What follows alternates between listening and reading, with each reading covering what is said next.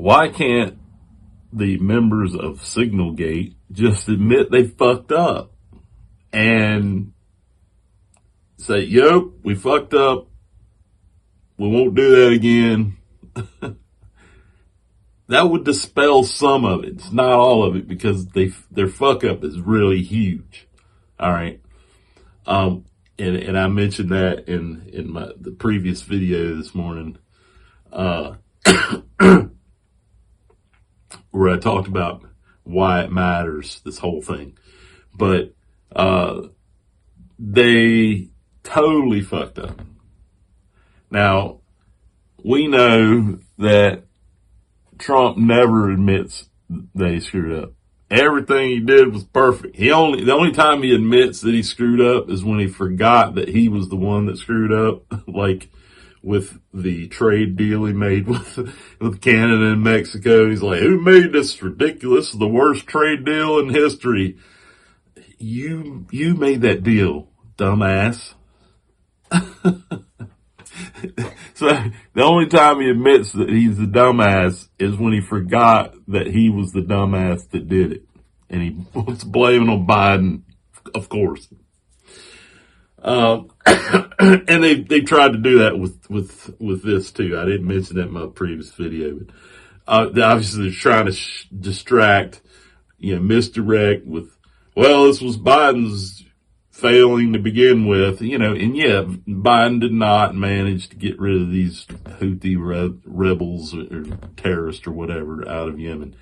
Is that a huge failure? No, not really. I mean, even Vance brought up in this discussion, right, on the chat, that, American shipping through there is only about 5% of the shipping, right? I mean, most of it is European, and other regions.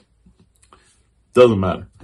Let's get back to why. Excuse me, this morning I got some kind of crap in my throat. I don't usually record quite this early. So Trump never admits he's wrong to begin with. It's literally, if he has a guiding principle other than being a dick, this would be it. Never admit you're wrong. By extension then, of course, his whole ship of fools can't be wrong, unless, of course, one of them decides to criticize him for, wearing the wrong tie or something. It doesn't even matter what it is, how small it is. They could hang a painting of him that isn't, all that flattering, because how could you have a flattering painting of Trump that's accurate? I mean, he's an ugly, old, fat ass, out of shape motherfucker. Anyway, sorry, I'm getting off on a tangent there. So why can't they admit they're wrong? And this gets down into, we're going to get into some human psychology and fear, psychology of fear. And I talk about these principles in one of my books, The End of Fear Itself, which you can find wherever they sell books. If you want a signed copy, send me a message and we'll figure that out. All right. So why can't they admit it? All right. So it comes down to two different, what I call two different fears. The first one is the fear of being wrong. Or is losing face. It's a hit to the ego to admit you're wrong. And only strong people can do that. That one of the keys to tell a strong person from a weak one is whether or not they can admit they're wrong and apologize for it and then not do it again. Has Trump ever done any of that? No. That means that's why he's extremely weak. It's one of the signals. And everybody that works for him. The underlying fear of the fear of being wrong, however, and in fact, the very seed of all of our irrational fears, at least, is what I call the fear of inadequacy. In other words, I ain't good. I don't really think I'm good enough. We call it the imposter syndrome most of the time. You know, I'm not really good enough to do this job. Guess what? None of these fuckers are. Clearly. And we knew this, right? Well, we being, you know, the left. MAGA being dumber than these people, most of them, didn't pick up on the fact that they were stupid. Because stupid people don't really recognize other stupid people. Because they don't want to admit they're stupid. Trump, deep down, Trump knows he's a loser. I mean, that's why it's one of his favorite words to throw at everybody that aren't losers, right? Is because his daddy called him a loser every day, and used it to talk about everybody else, suckers and losers, right? Anyone who uses the word loser all the time usually is one. All his cabinet members also know they're not actually qualified to do the job they're doing. They know it. And I'm talking about deep down, they know. They feel every day, oh my God, I don't really know what I'm fucking doing here. And all the people around me, under me, well, not all of them, but some of them are smarter than me and they actually know what they're doing, but I got to pretend like I know what I'm doing. Pete Hegseth, perfect example, Tulsi Gabbard, and another one. They're completely out of their depth. Hegseth, not to disparage his service to the U.S. military. Okay. Thank you for your service.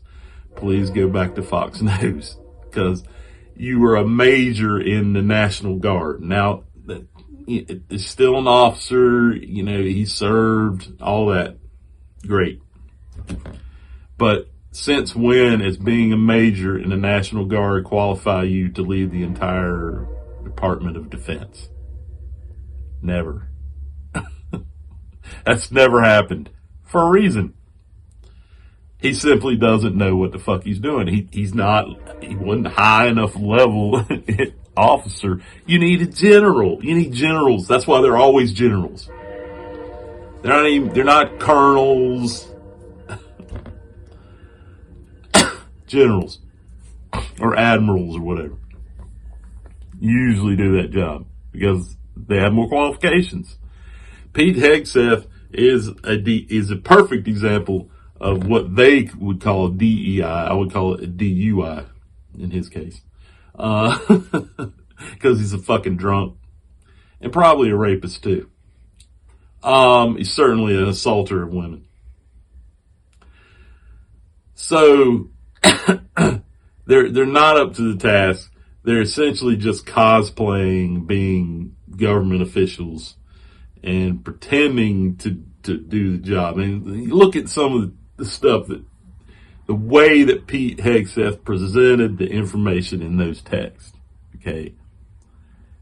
It's like, he's like try-harding, right? He's trying too hard to look like, I'm the Secretary of Defense and I know all this, you know, military details and I'm going to give it all to you, even though they don't need all those details.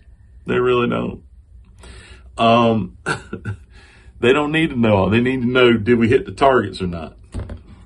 Because the rest of them, not military people and not in charge of that stuff. So he didn't need to share that to begin with. And he does because he's trying to make himself sound like what he thinks a Secretary of Defense sounds like in a secret meeting. He doesn't actually know because he's never been in one. Not that kind of meeting, not that high level. So he doesn't actually know what it sounds like, what they would do and how they would speak.